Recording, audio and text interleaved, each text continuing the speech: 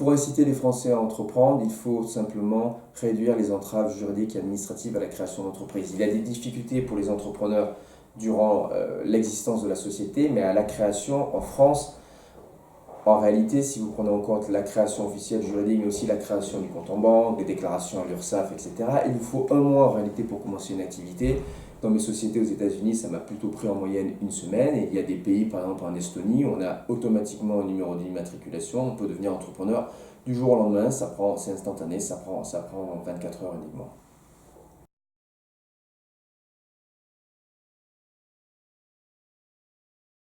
Alors, dans un projet immobilier, de manière récurrente, notamment quand les projets durent plusieurs années, vous allez avoir de nouvelles législations, de nouvelles réglementations qui vont impacter le coût général du projet. Pour l'assembleur, le monteur du projet comme moi, son financier, mais aussi pour les architectes, les ingénieurs, voire le spécialiste du BTP qui peut se voir imposer une nouvelle norme.